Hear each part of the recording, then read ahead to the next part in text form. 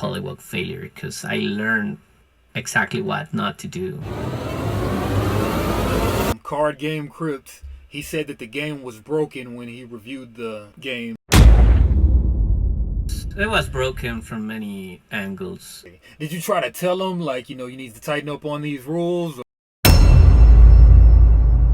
Normally, I try not to get involved into the game development, and that's something that I learned in the movie industry. You cannot say whatever you want. Well, I mean, let me tell you this. Somebody needs to tell the Sony Spider-Verse a thing or two. Yeah. But they'll probably lose their job. So, I mean, what do you do? So, what do you do?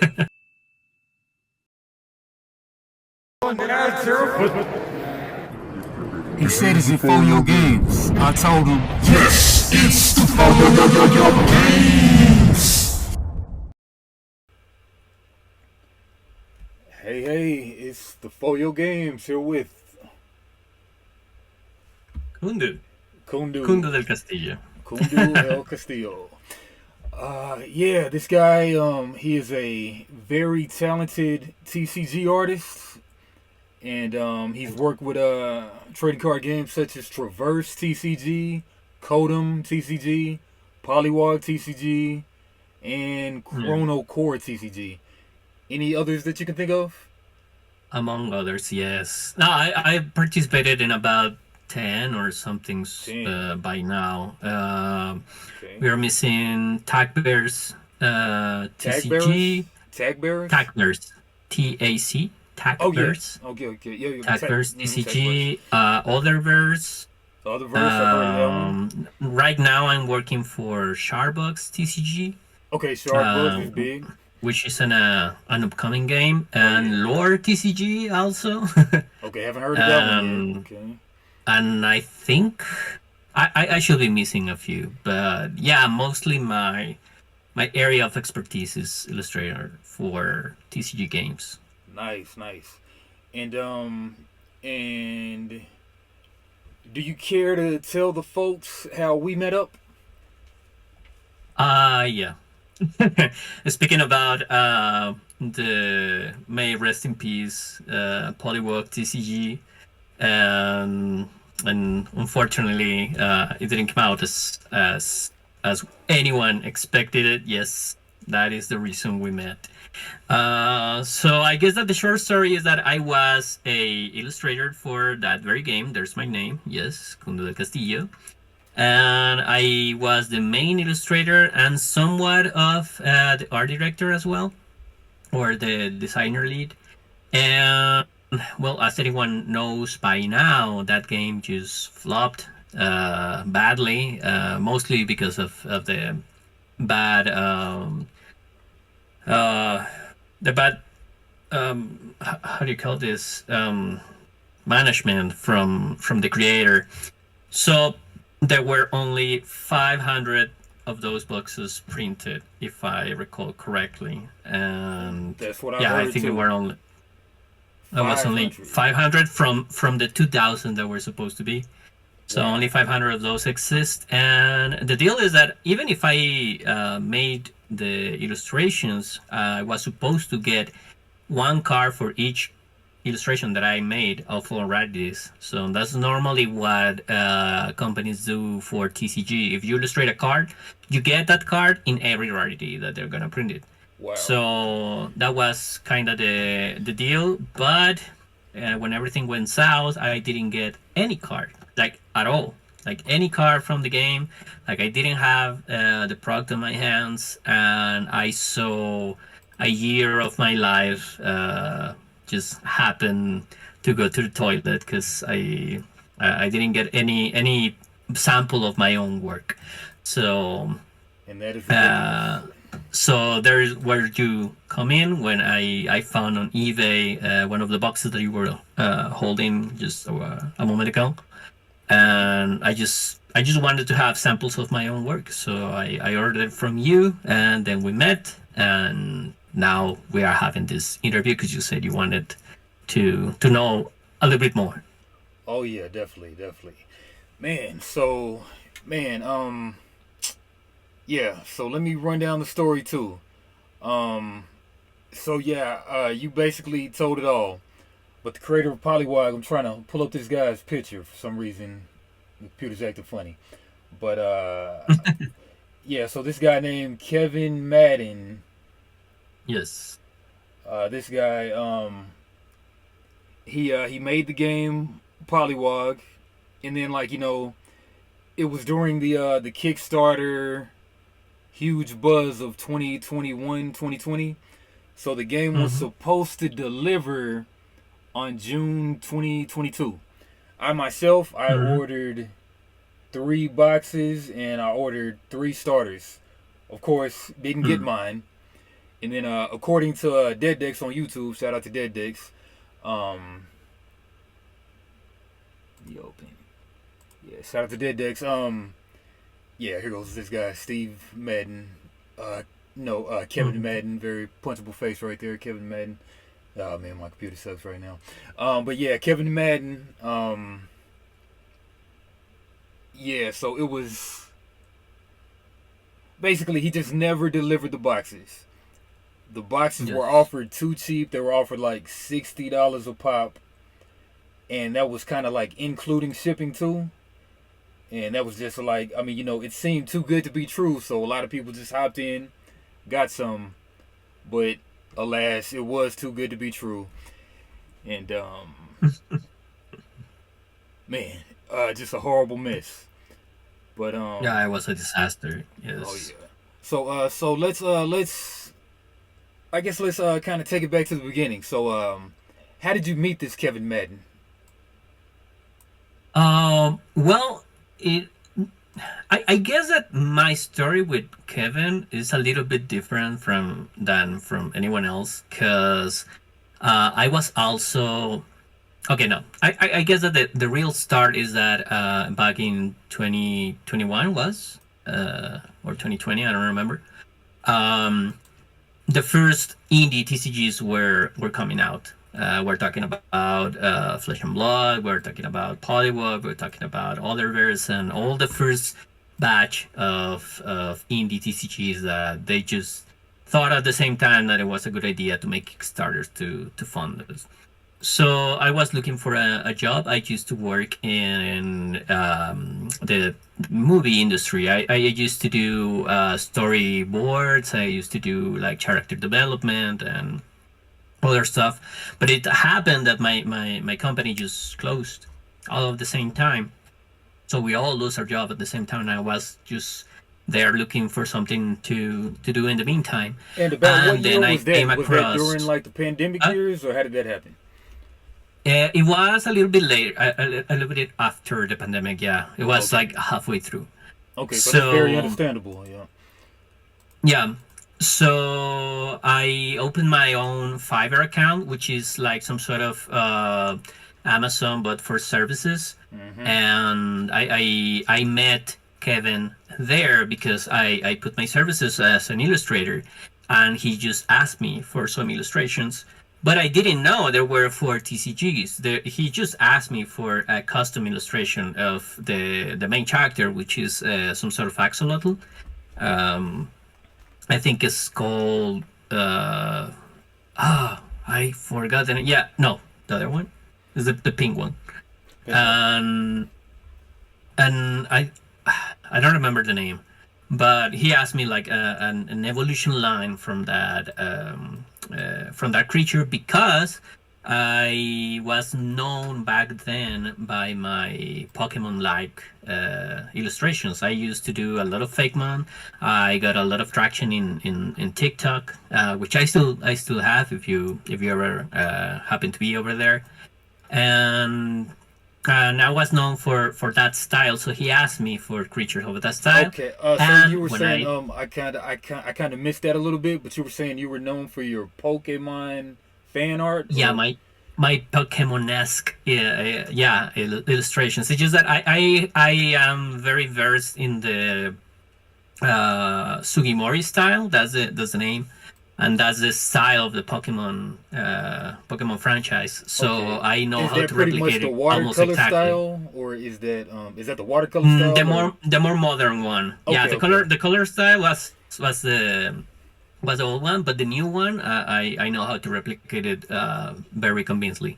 I So see. actually, I had Excellent stuff. a TikTok account with over 100,000 followers. Wow. That was my own Pokemon region. I was based in Mexico because I'm Mexican, and that's how Kevin actually met me, because he saw my work, and then when he saw me on Fiverr, he asked me to do something on the Pokemon style. So I did that. I delivered, and after that, then I noticed that it was for a TCG game. So, Wow. long story short, he was the first person ever to hire me as an artist for any TCG and for any um, in like private work for that moment. Wow. So, in a way, I do have like this very contrary feelings with him, because in a way I was very um, uh, flattered that someone actually wanted to to have my work in a game. So that was the very first. He was the very first person to ever trust in my work.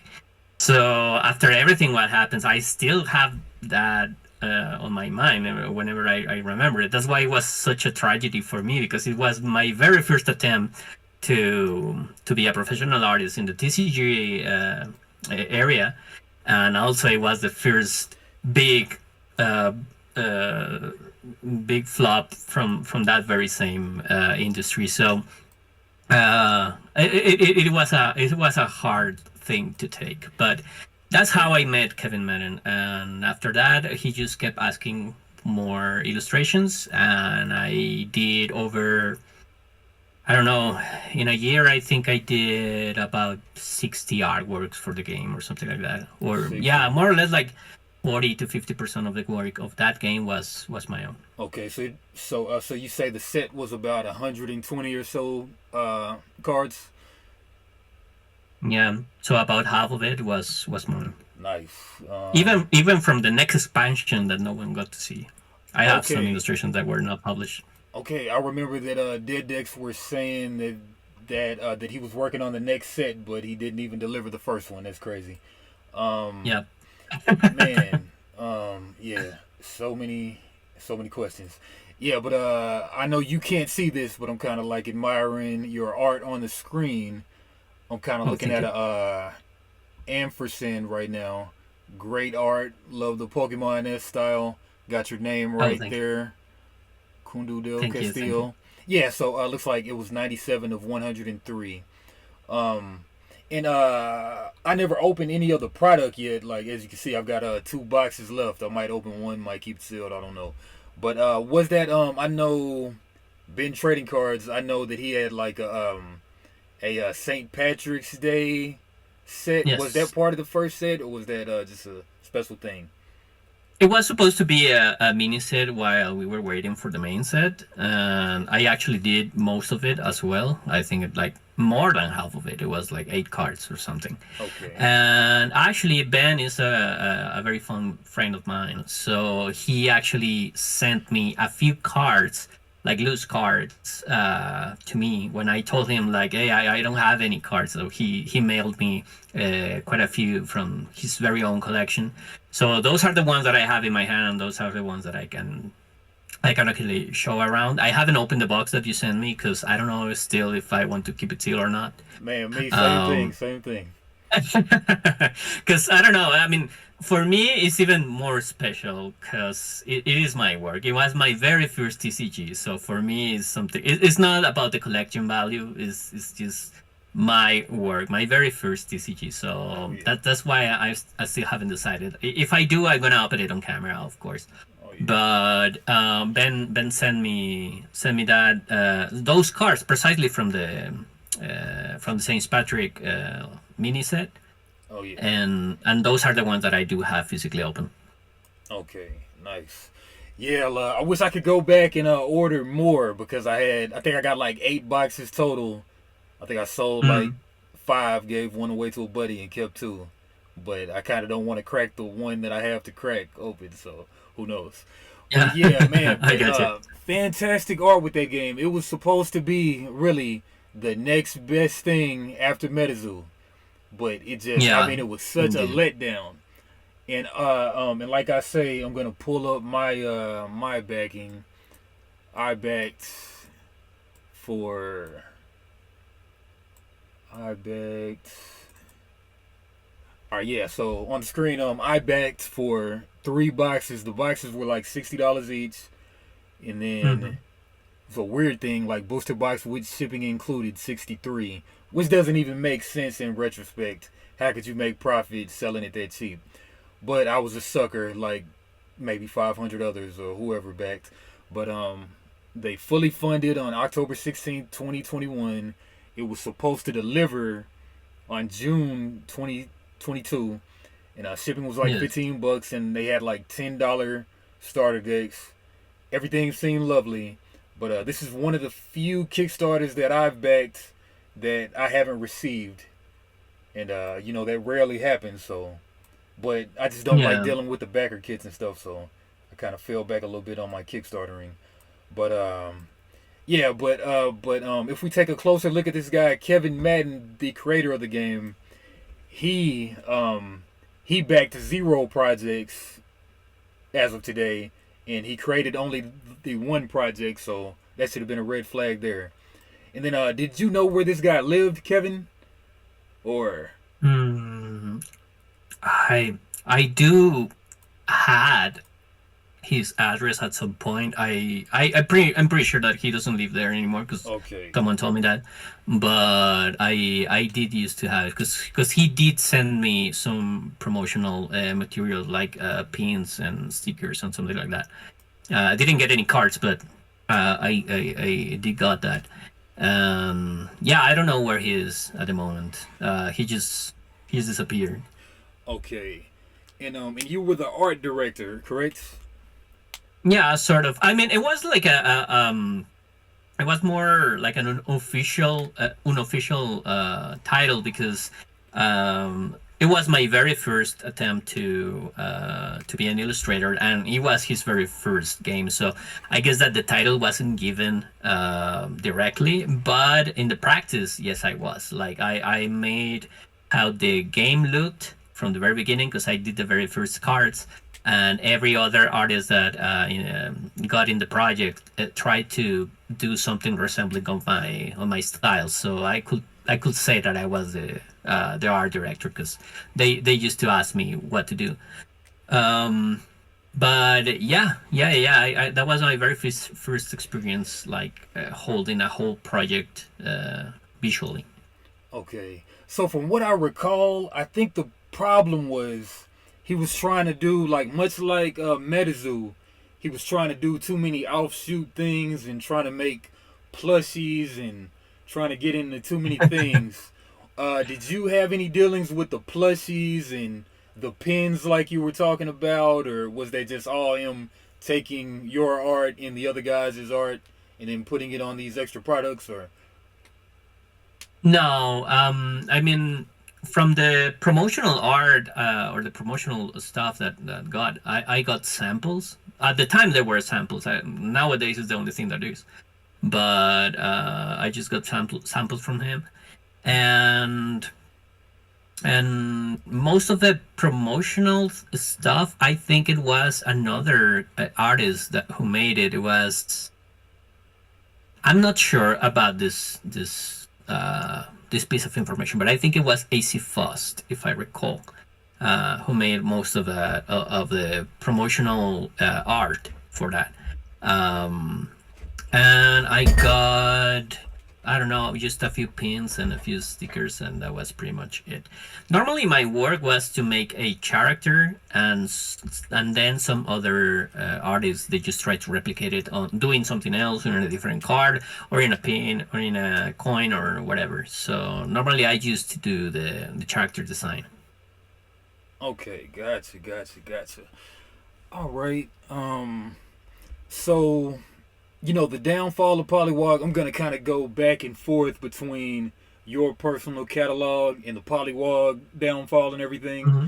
And so basically, yeah, let's go into your catalog. So you can find find Kundu at the Instagram, at his Instagram, El Kundu, and Hmm. Kundu Del Castillo. And Correct. do you still have your TikTok going? Yeah, I still do. That's most of my followers are there. I have like over 500,000, I believe now. Whoa. It's under El Kundu. El Kundu. That's how you Okay. find me. With But the I have underscore, two with the accounts. underscore, One with or just with the underscore, or no underscore? underscore, yes. Okay, okay. L underscore L Kundu. underscore Kundu, and I have two accounts. One with like 300 and something thousand, and another with 100 and something. Okay, is one of those the The Pokemon fan art stuff? Yes, Okay, the one from the Pokemon one is Kundu Del Castillo, and the my main account is El Kundu, which I use to teach other people to draw and illustrate.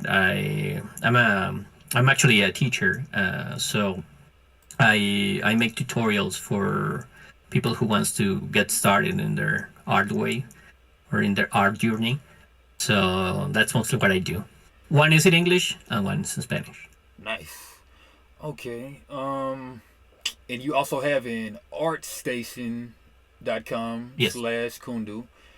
And yes. and that is ArtStation. I don't know anything about ArtStation. ArtStation is just showing your portfolio. Where does they go? Yeah, it's some sort of online portfolio for artists. I don't use it that much because I have my own portfolio online. I can give you the link if you want, Oh yeah.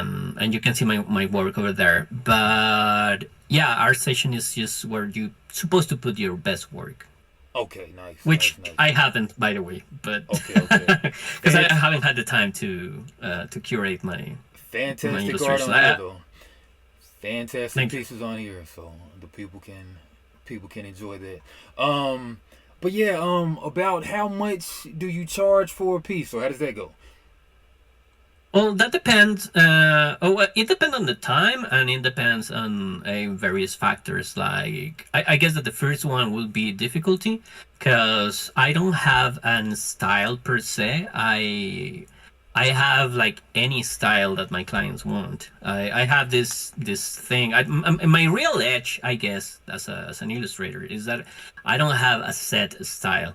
If you ask me, and you can see it on my Instagram, for Lovecraftian horror illustrations, I can do that. Or if you ask me for fantasy, anime-esque kind of work, I also can do that. Or Pokemon-esque, or whatever you mostly need. My real talent, I guess, is to emulate art style or create art styles for my specific clients. So normally, like for shard books, for example, I wasn't the main illustrator because most of the illustrations were done by someone else, but they did needed an art director. So I came in, I took this artist's style and just unfolded and made a whole guide for other artists to be able to replicate that. So that's mostly what I do. I just take a style and then I just analyze it and then replicate it. And on top of that, I guess that I can learn a little bit of everything. So my own style is like hidden beneath the my client's needs. So I do have like a lot of different styles. So that's mostly why you will recognize my work. Nice, nice, nice. All right. I'm kind of bouncing all over the place, but it's all good though. So what No worries. exactly started you doing art in the first place? I guess that I always love to draw and make art. I could say that my father was my main inspiration because my father is also an illustrator. And I mean, here in Mexico, he is a certified artist for Disney and Marvel. So Nice. I always had like in that kind of activity was important in my house. He never taught me. That's true. He never sat with me and said like, "Hey, son, let's learn how to draw," because he's a very bad teacher. Mm-hmm. But I did learn from him just by looking at his work and I guess that I was encouraged to be an artist since very little. It was like something that someone in my house will applaud, right? So, but that wasn't my area of studies. I'm actually a psychologist. I had a major in psychology, and I did work as a psychologist for over 8 years or something like that. I used to work in psychiatric institutes, and and when I was like 25, 24, something like that, I just remember that I really like to make art, and I never stopped doing art. It's just that I was being a psychologist at the moment, so I just Interesting. decided that I wanted to use that as a way to express myself, and as a way to do something more important than just draw in my own notebooks and just keep it for me. I just got that. So that's when I was already an adult when I decided when I wanted to be a real artist and to take it professionally. And it took me about another 4 years to get to a decent level so I can sell my work. And nowadays I just do that. I live 100% out of my illustration work. That is amazing, man. Okay, Thank you. man. So psychology. I got a little psychology bachelor's degree. I'm really wondering, like, Oh, in Mexico, how does it go? How does the transition from college to being an actual psychologist in psych wards go? How did that go?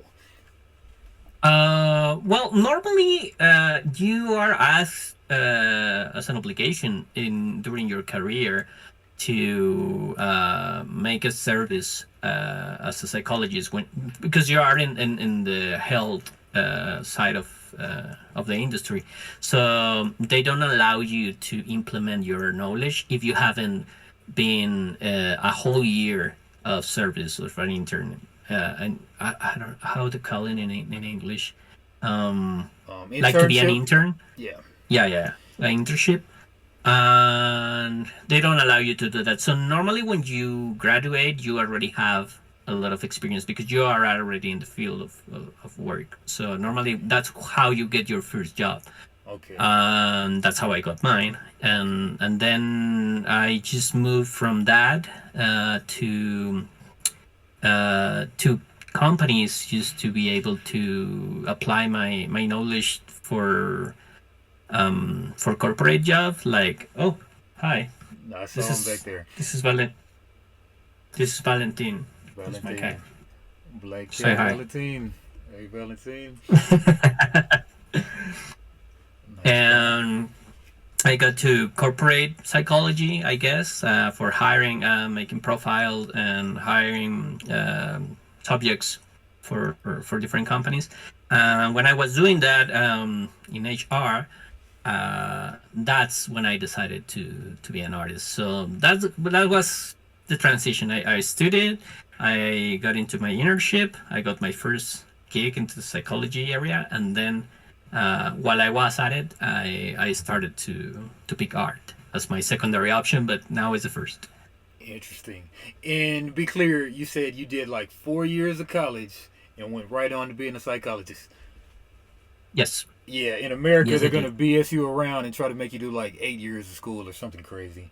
Or something crazy. Oh, it's just that there is a I believe because I'm not sure about this information now, but I believe that it is different because the kind of certification that you get from being a psychologist here is not the same as over there. Not at all. Because I believe that psychologists over there can also medicate their patients.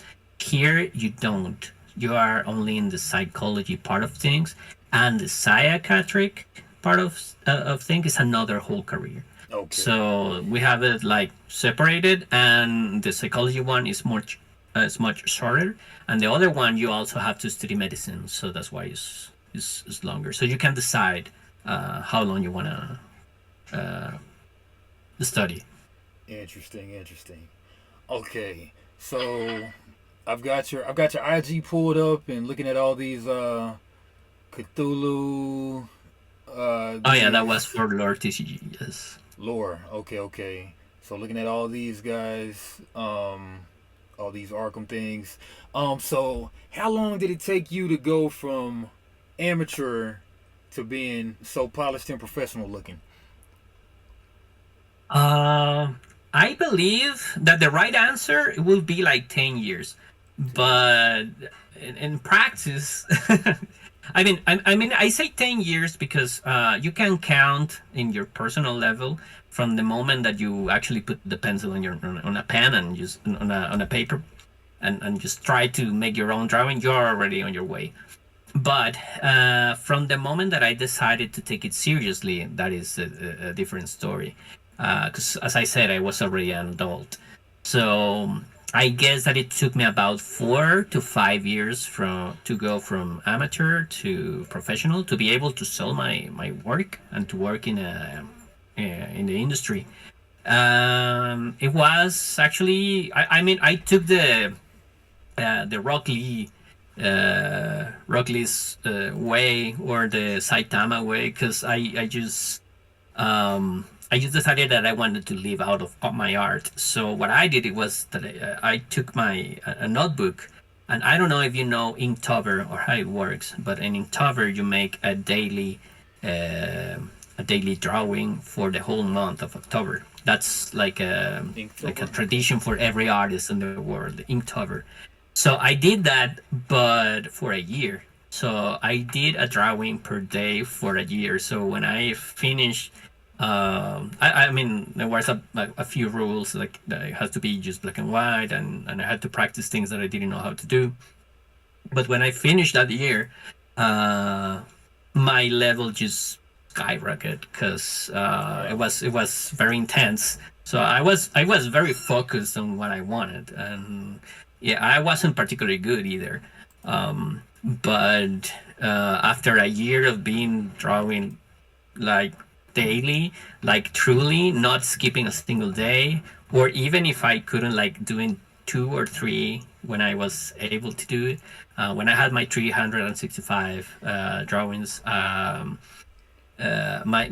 level was way higher, and from there I just, let's say, polish my skill, and that's how I got into professional level. Okay. I'm self-taught, by the way. Nice, man. That's amazing. All right, so I saw you doing some classes. Were you doing psychology classes or art classes? Teaching Art classes. art classes. Okay. Hmm. Man, and I see you like to draw a bunch of the kaiju's and the Lovecraftian stuff. And Yeah. yep. And also see you like to do I, like pop art and everything too. So what's your favorite? my favorite, I guess that when you ask me like what kind of artist I am, I always say that I am an industrial kind of artist because Industrial. you have plastic artists, which is the museum kind. You have commercial artists, which is the one that put their art into some sort of product, like I don't know, a mug or something like that. And there is the industrial artist, which is the one that uses this art to make larger projects like movies or games or whatever, right?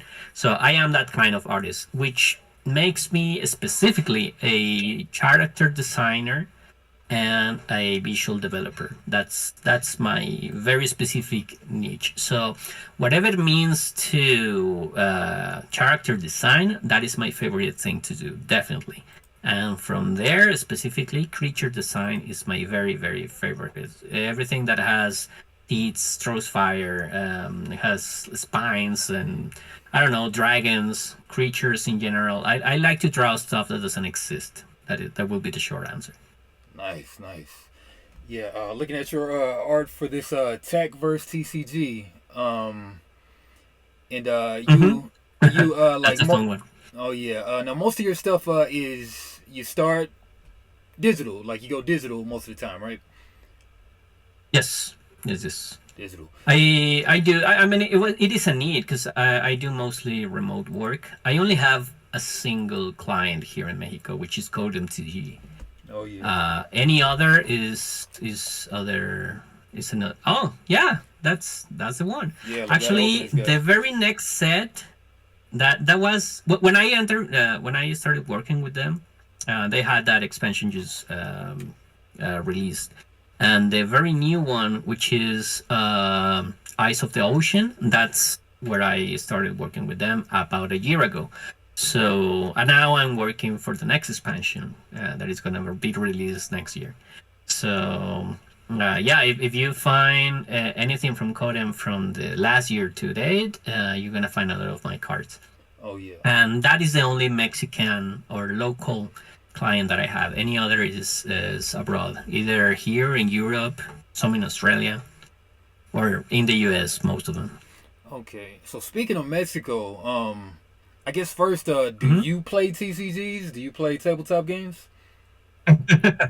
I do. Well, I used to, because I was a very advocate Yu-Gi-Oh player. I used to play like professional levels actually. Okay. But I retired. Like literally, I retired in 2015 or 16 or something like that. So it was a while ago. Okay. So did you And hit the I used to YCSs play. in the USA or did you stay in Mexico? No, I stayed here. Okay. Okay. Um, I was. I think it was the 5Ds era Five when the Ds era. synchros came in Okay. when I decided to retire. So and it wasn't because I wanted. I just had a lot of stuff to do. I couldn't pay attention to a TCG at the moment. I hear you. So I played a little bit of Pokemon after. And from there, I started working in TCGs about 3 or 4 years ago. But the deal is that I just truly can't remember all of the rule books because I've been in too many. So normally I try not to. Well, it's not that I don't. It's that I don't try. It's just that I can't memorize all of those rules. So I can say that I can play a lot of TCGs, but at the same time, I don't do it like very seriously. Oh yeah. I mean, I'm immune to my own poison, if you want to say it that way, because I I only illustrate for them. Okay. I hear you. I hear you. And just wondering, like, back in 5Ds, did they have the link summoning back then? Do you know? No, Okay. no. It was the very first special summon, the synchros, Okay, just then the synchros back then. XYCs, and then the links. I think it Okay. was in that order. Okay, no So I pendulum back missed then. pretty Okay. much Okay. the current format. I haven't played. Okay, yeah. Yu-Gi-Oh is a bit too complicated for me, but yeah. But sounds like you got It out at a good is. Even time. for me. Okay, yeah. Sounds like you got out at a great time. All right. Yes. So so just like the tabletop market in Mexico, like do you know what it looks like out there in Mexico right now? The TCG tabletop market. Yeah. Yeah. Actually, is thriving. The deal is that the pandemic brought a lot of new ways for people to look for entertainment. So most of the people that didn't know about tabletop games, they just got into tabletop games because it was the only thing to do with the people in your house. And that the same happened for video games. The same happened for streaming services and tabletop games specifically. They got like a spike in popularity. So we got a new. I guess that if you know about tabletop games, then you know about this company called Draco Studios. And Draco Studios are known for making very cool tabletop games internationally. Dodo's Riding Dinos is one of them. And those guys are from my city. So we have a annual expo which is called the Roller Game, um, and in that expo is a tabletop expo. So many of my clients actually participate on that, and and most of the people just got into tabletop games through that expo and through the pandemic.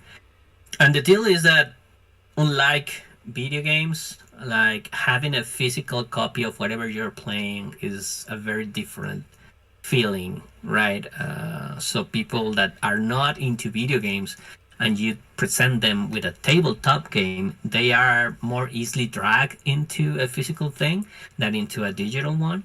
And if they are going to buy it, is more likely they are going to buy. It's more likely for them to buy a tabletop game than a console and a game and peripherals. So right now the tabletop game market here in Mexico is actually looking pretty good. Nice, nice, nice. Man, speaking of Mexico, did you ever play or know of that game Mythos E Legends?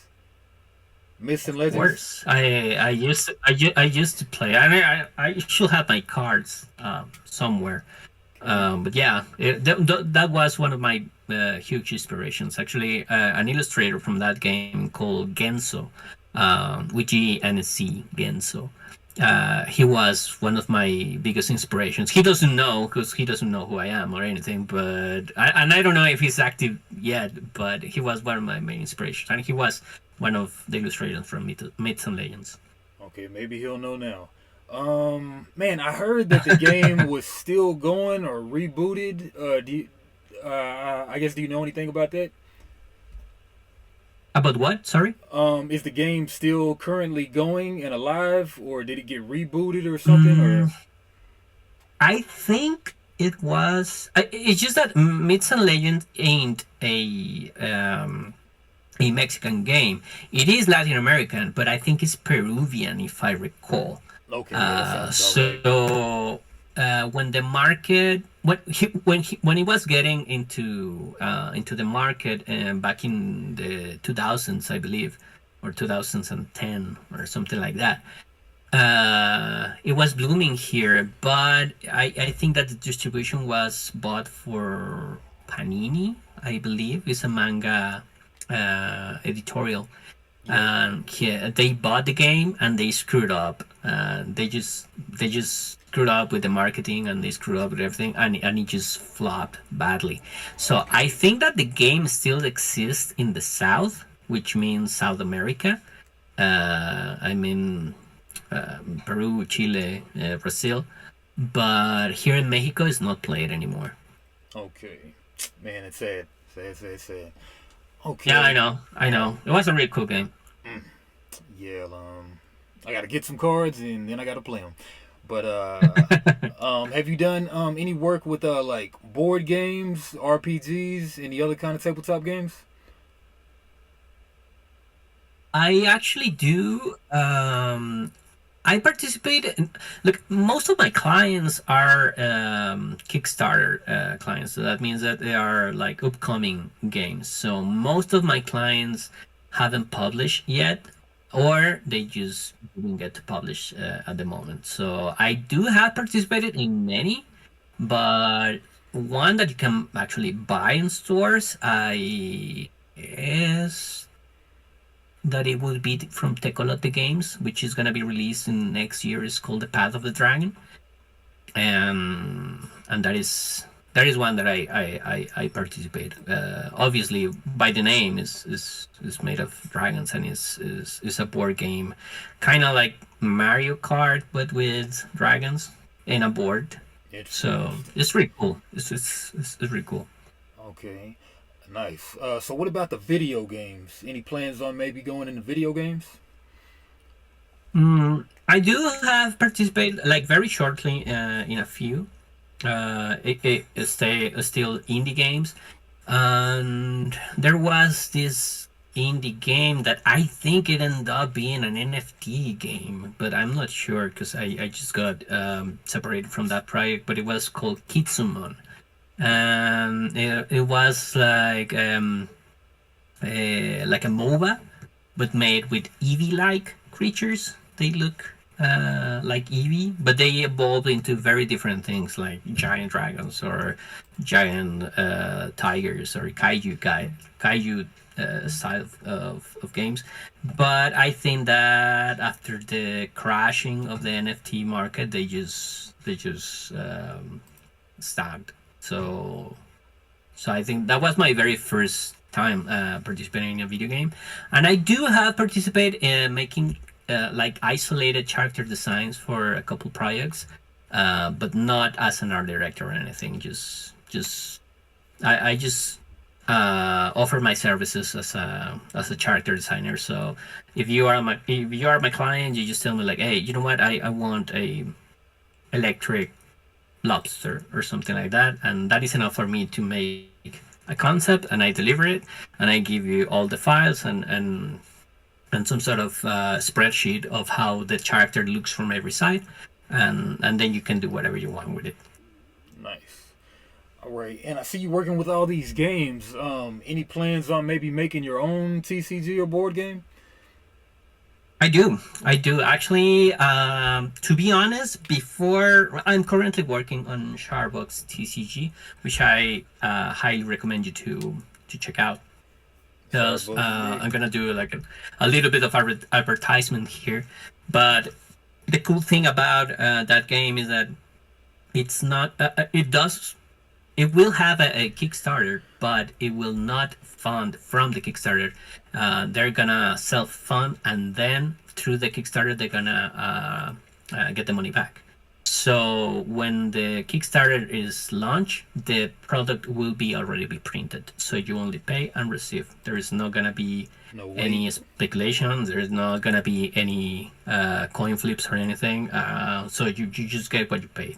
So it's really cool, and the team working on that game is a team made from experts that have been present in pretty much any other game in the indie side.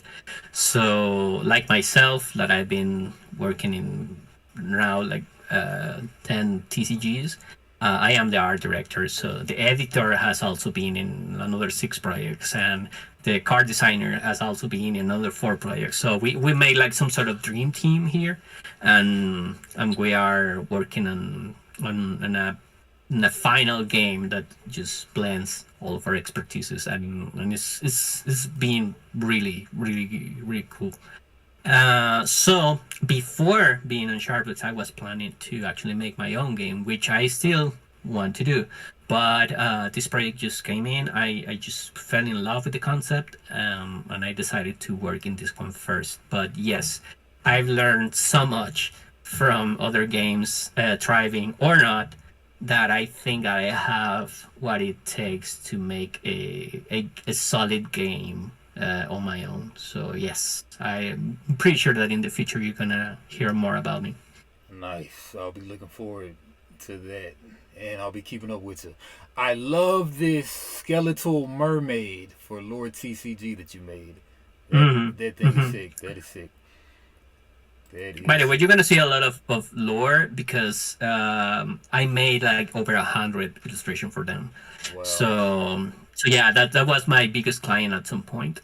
Wow. And also, whatever you see in my Instagram is from like 2 years ago, because you signed some NDAs and you still are not allowed to publish things immediately. So most of the work that you see is like 2 years back. Fantastic stuff. Fantastic stuff. All right, so Thank you. at this point, I'm just gonna go through kind of the pieces that you've had for different games, and all right, so and I guess you had a meet and greet at the 4th of May, or no, that was at Cinco de Mayo, and at someplace, Colonel Americana. Yes, Cool. yes. It was. I think it was either Graphic Alchemy or it was for Codem TCG. I don't recall exactly. It was one of those. Yeah. Okay, so do you attend a bunch of cons every year, or how does that go? Actually, I haven't attended to any con in the US, but that is about to change, because I'm planning to be present for the Sharpbooks launch event. So I'm gonna try to be over there, and if that happens, then that means that I'm gonna be in every con when they present, or at least that's what I want to do. So, but here in Mexico, I do I'm present in many of the events physically. Nice. Okay, so you did quite a bit of art on Techverse TCG. Yes, indeed. At the beginning, I did a lot of work for them. Okay, like, and I see that they have a different whole type of style, more of a cartoony, pixelated Yeah, type of more style. cartoonish. Yeah, exactly. And that's a great example of how I can like change my style depending on the project. So I'm not bound by any particular style. I just can emulate or create a style for your game. That's my selling point. Nice. And again, for the folks at home, like, what's the low end that you might charge for like a simple, quick piece? Oh, well, I guess that the thing I just deviate from that question. You're completely right. So depending on the, I say the style thing because depending on the style is more difficult than others. So lore TCG style is very different from tag verse TCG, and it takes more time or less time. So I don't know. My lowest fee is something around 200 and above, depending on the time and difficulty. Nice. All right. And what's about your high end that you think? My high end, I think that the most that I've charged for a piece, uh, it's been about 1,000 and something. It Okay. wasn't that much, but yeah, I think that was the highest one. Okay. All very reasonable for what you're getting. And man, there's just so many TCGs out here. Like, I mean, even me, a guy Yeah, who I know. follows it I know. closely, I still haven't heard of a lot of Yeah, these guys. and the thing is that most of my clients, I mean, most of the price that I charge, I do it depending on the amount of work that they give me. So most of the TCGs are like 40, 30 illustrations. So I use like a bundle. I do like a bundle price or something like that. So it's more accessible for my clients. But it's very different if you ask me for a high end illustration that is just gonna be like one product or just a one thing only. Obviously, that is a little bit more expensive. But normally, if I get a bulk deal, I go a little bit lower. Okay. Nice, nice, nice. Good to know. All right, so we just kind of went through the Tagverse cards, and I think they're an NFT game that's already out now, right? I see they Actually, had Christmas they're promos like and everything. Okay, now we're looking at the Chrono Core TCG. That one looks to that's right. be. That one seems to be having a Kickstarter coming in March 25th of 2025. So, I mean, That I is know you correct. Yes. probably haven't played the game. You've just made some of the art, right? Yeah, I think that the tabletop simulator is already done for that one, so you can actually hop in and play. But I haven't played myself. I've done mostly. I mean, I do like a few pieces for them, but mostly what I do for them is graphic design. So I do the boost. I have a bundle of booster pack, booster box, deck boxes, and logos and everything, and that's mostly what I did for them. I did the corporate image of the game. That's something that I do as well because I work as a graphic designer for a very long time as well. So that's mostly what I did among a few pieces, robots and pilots. Oh It's pretty yeah. cool actually. I really like that game. Oh yeah. I'm loving your art that you did for the game. I like that the cat with the screens and everything. Yeah. That's a And pilot. Yes. oh yeah, and then loving your kicking chick you got going. That one Oh was yeah. That's great another pilot. Yes. great pieces. Okay. Yeah, I guess anything else you wanted to touch on real quick before we get to the end with that polywog and more complaining about polywog. Well, I guess that the only thing that I would say before getting into to that terrain is that I think that the main uh, the landscape of the indie TCGs now is very different from the indie TCGs from 2021 or 2020 because It really is. Metasu had something that it was proper from the first, being first or just being one of the few first TCGs over there, and they got to do a lot more than they even expected, and that's mostly why most of the games crashed at that point, because people was actually willing to pay for new TCGs. People was tired of the main tree, right? The big tree, which is Yu-Gi-Oh, Pokemon, and Magic Gathering, and they wanted something different, and they got this opportunity to do it themselves, right? To fund it themselves and get a game that they really like and felt different and felt fresh. And most of the TCGs at that moment crashed because they didn't know what to do with the success, the immediate success that they got. Like most of the games in that year funded almost immediately for $1 million, for 500,000, for they all had very big successes, and they were handled by single people or just by a very small team that they didn't know how to manage the success or the traction that they were getting. So that was the landscape back then, and that's why all of us just got like this bad taste in the TCG area. But now it's very different, because now when you're doing a TCG, you know what the history is for indie TCG. So you try not to fall into that, and even if you calculate that you are not going to make it, then you just don't, because people is just more. No, they don't have the confidence that they have back then. So you have to present something really good now. Oh yeah, but you did neglect to mention the number one factor in all that success, which is that pandemic and those stimulus checks. People had the money, thousands of dollars burning in their pocket, so they Yes. so they took the liberty to go ahead and invest in a speculative investment, and then many people got Yes. burned. But yeah, but Metazu made it look real good for a second there, though. Yeah. We all got like we all got blinded Oh by yeah, that light at the moment, definitely, definitely. All right, like a so moth, like a mothman. burned by the fire. My TCG love is blind. Can't you see my desire? That's the way TCGs go. All right, so Mhm. This guy Kevin Madden, Madden. man, yeah. So let's go back to him.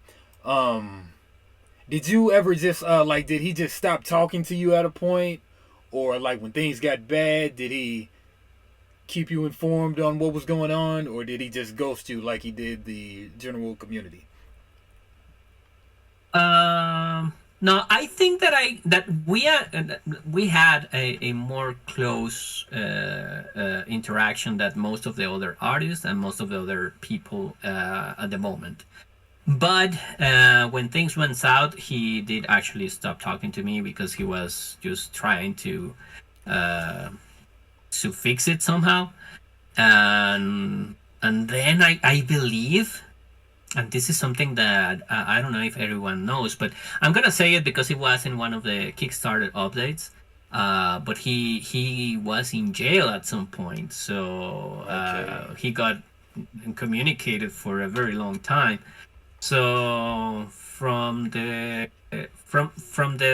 funding to the delivery, I had a very good communication with him. When everything went south, he stopped texting me like for 2 or 3 months after, and then it was completely silent. I don't know where he is or what he's doing. And I guess that I always had this close, almost like a friendship with him, because as I said, he was one of the first person to trust in my work, which was very special for me in that moment. So I did tell him like a few things, and my opinion in many things, but at the end I didn't have like any kind of choice power or something. I wasn't like part of the administrative. I wasn't part of the admins or anything of this project. I was just a hired artist, and he used to ask me a few things or for opinion for some things, but I wasn't part of the staff per se. So yeah, I that's the amount of communication that I have with him, and I haven't heard of him in like more than 2 years.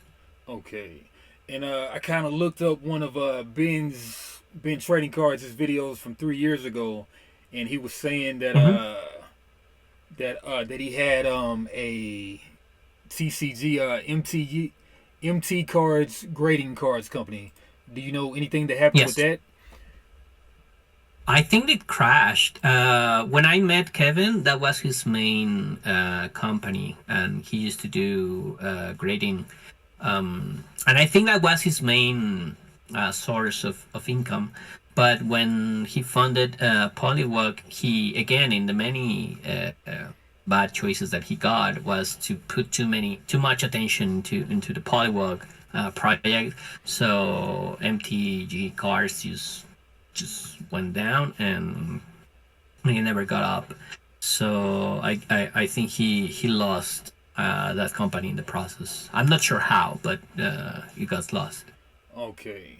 So along those lines, I hear his storage unit defaulted, and then the only reason that we were able to get those boxes that people like me on eBay got them, and shout out to Dead Decks, Harry or Richard.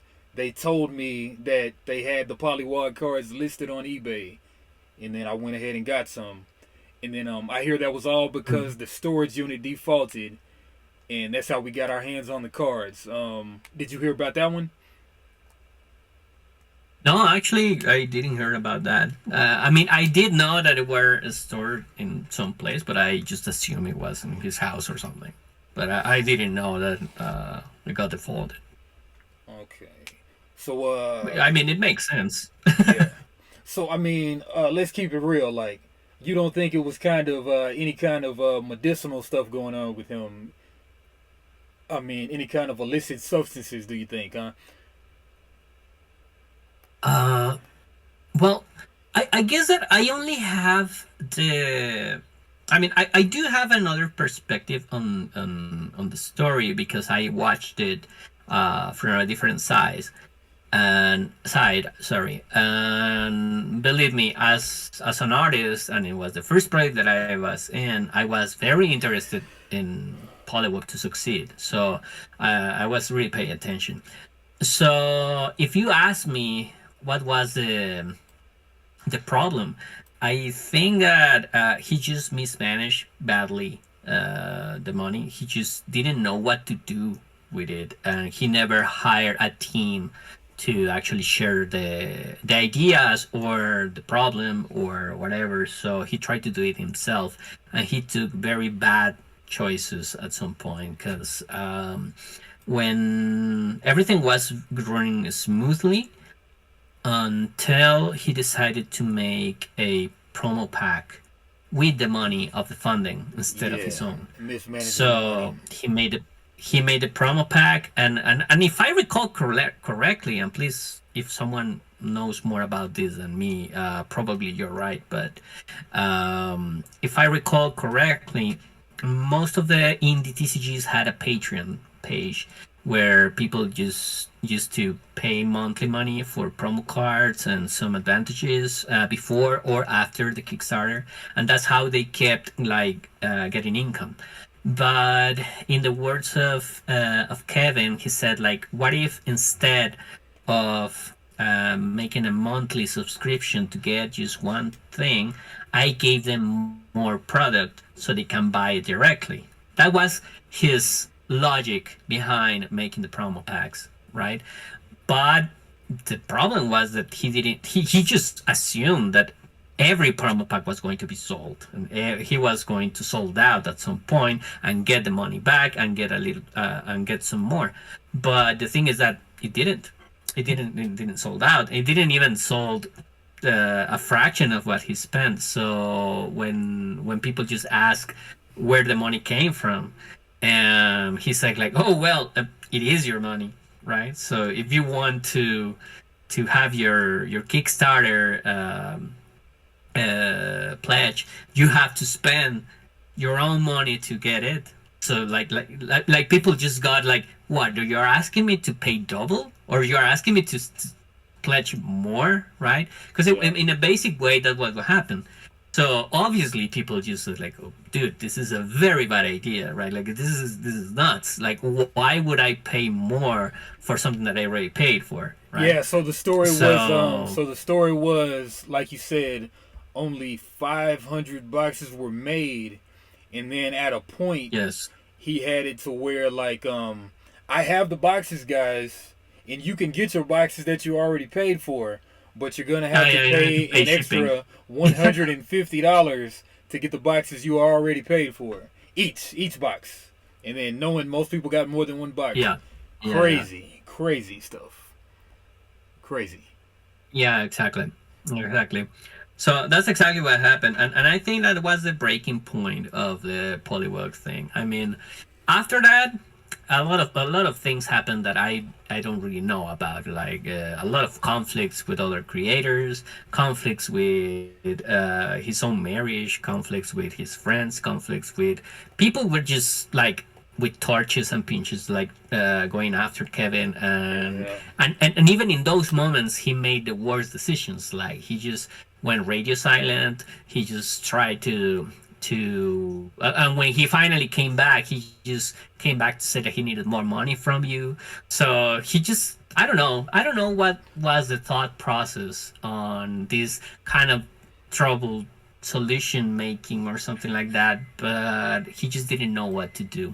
So even if it was like you say, like substance abuse or something like that, I think that was the least of his problems. I mean, the problems did went way back, or from the management aspect of the Kickstarter, and unfortunately his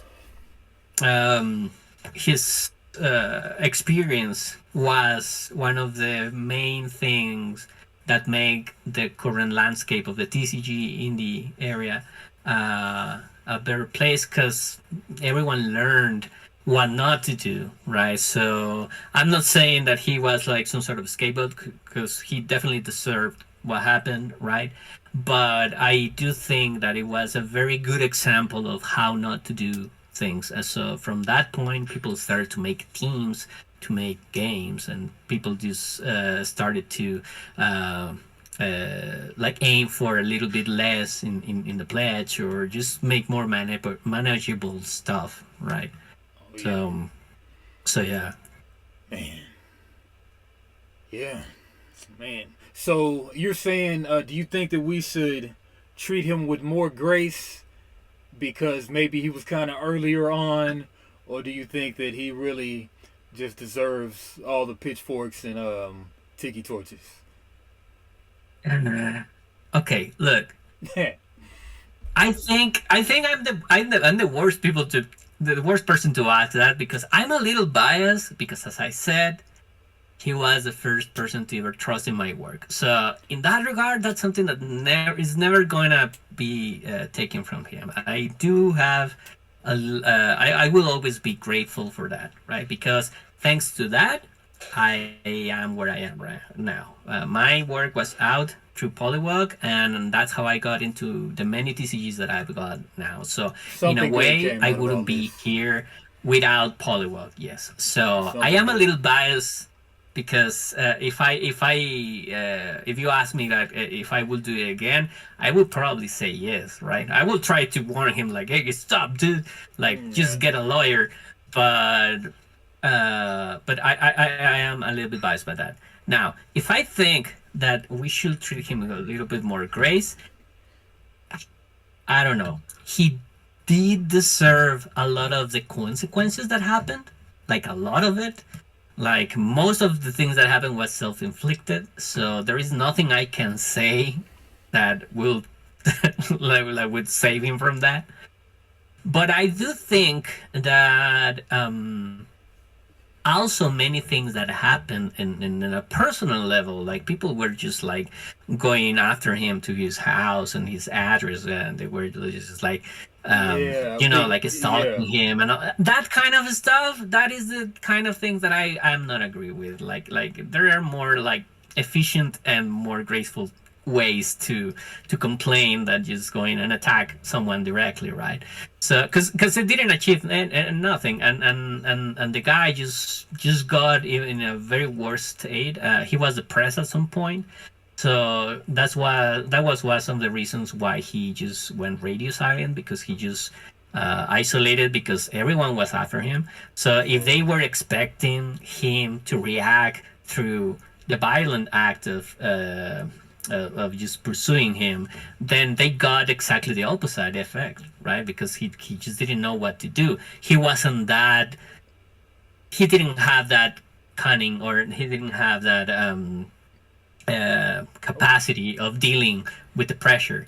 And that's something that people just realize when they already put pressure on him. So the result was he just burned out. true. And that was something that the community also did, or the community also pushed him to get into that point. So mm, it's really hard. It's really Yeah, hard because I do think that there was a way out. He took the bad decisions, and he yeah, deserves the bad press that he has, yeah, and we all deserve the current landscape that we have.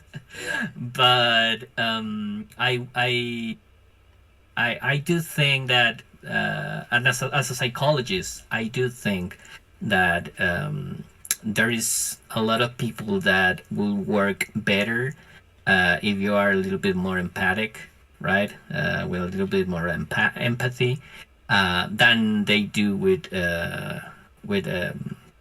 with violence, right? And most of the people just tend to react badly to bad things. And the hard part of reacting to bad things happening is that is not reacting in the same way, right? So if you are in a bad situation, if you're in a crisis, then the hard part is not to be in crisis yourself, right? And not to act likely and take the best out of it. And I think that it was a combination, it was a multifactorial thing here between his bad ideas, bad management, and the press, and the people, and the community, and even his marriage. Like everything went south for him in every aspect of his life. So if you ask me that we should treat him with a little bit more of grace, I think that is your choice. But personally, I do understand why he did a lot of the things he did. I don't forgive him, and I don't think it was a correct thing. But if I can show some empathy, I will, because that's my job. Like that has been my job always. So I that's hear what I you. would say. I hear you. I hear you. Cause at the time, maybe a year or two ago, I think they had posted his address on the Kickstarter page, Mm-hmm. and I was basically calling for, yeah, let's go over to his house and let's throw some rocks through the window or something. But Yes. but I mean, but since then, I found the thanks to Dead Decks, I found the boxes on eBay, sold a few, probably enough to pay for my pledge, and then I guess I'm cool right now. It's just kind of sad. I mean, looking at all the beautiful art that you made and the other guys made, it's like game looked real good. Yeah. Game looked real nice. But then what do you do? Yeah. But I mean, we all learn from this, because many of the artists that I work now with, they were from Polywog as well, and many Wow. of the people that I work now in many other projects, and most of the people that I work now in the project that I am in Sharbucks, they also work or just went very close from Polywog. So I guess that I feel bad about the project itself, because I really wanted it to succeed. But at the same time, I don't know where I will be if that didn't happen. So I think that I wouldn't be able to make my own game if it wasn't for the Polywog failure, because I learned exactly what not to do, right? Okay. So Yeah, silver linings and all of that's the this. silver lining, yeah. Nice, nice, nice. All right, yeah. I guess we can yeah, the story of Polywog. Okay. So Is it for the history books? Yes. one for the history books. And also as a footnote, Card Game Crypt, he said that the game was broken when he reviewed the game. I guess if you did a certain combination of things, you couldn't lose or something. He said. So I guess it was amateur Yeah, hour all around. yeah, it was broken from many angles, Okay, really? and I never played it because I never had the cards, Okay. but I did read the rule book, and Okay. just by reading it or just by looking at the facts, I was like, oh my god, this is Oh busted. man. Okay. So I think it was aimed to be more a collection kind of game, and a kid Okay. playability. Okay. Did you try to tell him like you need to tighten up on these rules, or did anybody try to address him like that, or do you know?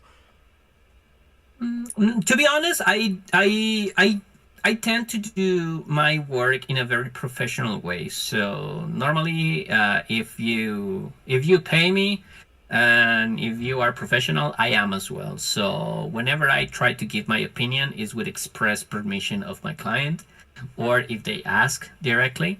But normally, I try not to get involved into too personally into the game development, and that's something that I learned in the movie industry, because you need to be that professional, because it is a pipeline of many people working, so you cannot like step and you say whatever you want. Well, I mean, let me tell you this. Somebody needs to tell the Sony Spider-Verse a thing or two. Yeah. But they'll probably lose their job. So, That's I mean, it. what do you do? So, what do you do? So, what do you do? Okay. Man. All right. So, yeah, great talk. Anything else that you wanted to touch on before we let the people go? I think that, like I said, I'm grateful for the experience that I got from that very specific project. And I guess that I do want to like exhort people to, if they want to do their own game, if they want to do their own projects. I know that passion projects are something, and that's something that we all have inside of us, and we all want to do that very project that you have been dreaming your whole life, right?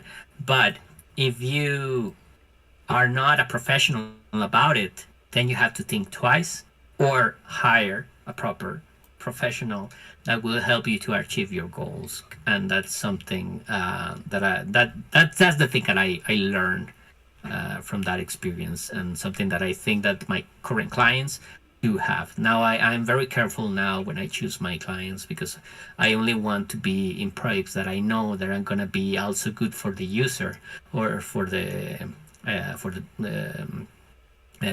customer, right? I try to be a little bit more responsible, and that's something that I invite people to think about.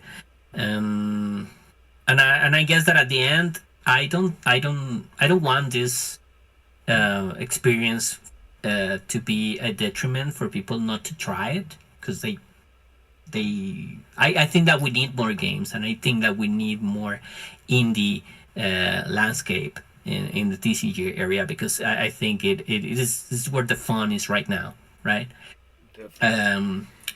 But I do think that it has to be done with responsibility, and that's something that we all can learn, and have Kevin right there to remind us what not to do. Yeah. And maybe handle them with some grace if you see them out in the streets. Don't necessarily throw stuff at them, but just think about all that happened and maybe handle Yeah, it with some yeah, more yeah. grace. All right, so that's so good closing message, and that's EL and underscore KUNDU on all socials, Yes, right? And then yes. www.artstation.com/Kundu. Kundu. Yes. Cool. All right. Yeah. And again, anything else you wanted to leave off on? Well, not much. I just want to thank you for the space and time and the interest of knowing my side of the story and being interested in my work also. And and just invite you also to check my current projects with Chrono Core TCG and Sharbucks TCG Starbucks coming soon. Kickstarters. and and Codem, where I am currently working in. So if you have the opportunity to get into those games, you're gonna see a lot of my work. And if you get me some cards, then I sign them for you. Sweet, sweet, sweet. Yeah, I'll have to do that definitely. All right. All right. Well, I mean, it's been very real, and I'm sure I'll talk to you pretty soon because you got a lot of stuff going. All right. Yeah. And Thank you. yeah, Thanks. and I guess later, Gators. Later, Gears. Later, Thank you Gators. very much. Peace.